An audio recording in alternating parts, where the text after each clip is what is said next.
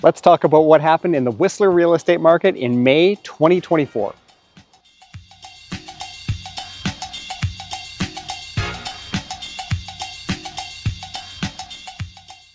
Following 4 months of consecutive sales increases, Whistler saw a slight dip in sales volume with 45 units sold in May.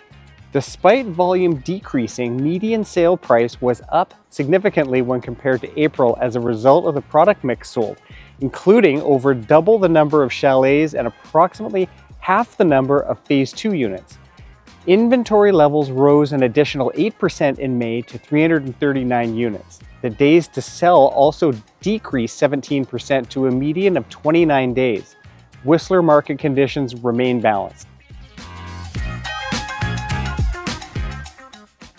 May was a slower month than April in Pemberton with 9 sales. After seeing a slight dip in April, inventory increased by a significant margin of 31% to 89 units in May.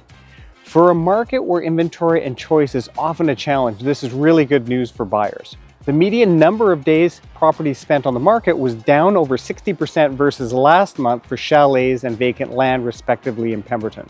Overall, the Pemberton market has returned to leaning in favor of buyers following a more balanced month in April.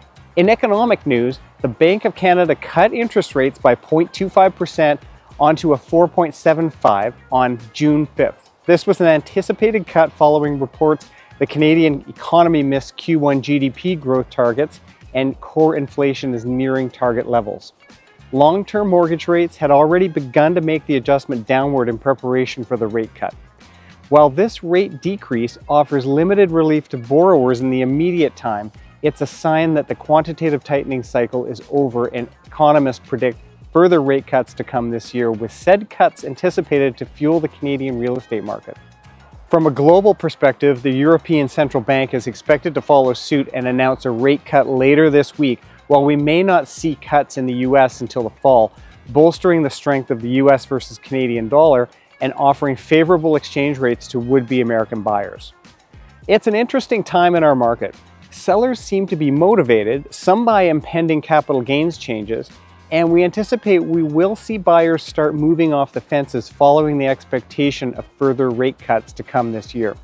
We've got more inventory than we've been accustomed to in both the Whistler and Pemberton markets. So if you're a buyer, you have more choice, and acting now may help you avoid multiple offer situations and potentially higher prices that could come with a more intense summer market if and when further rate decreases add fuel to our markets.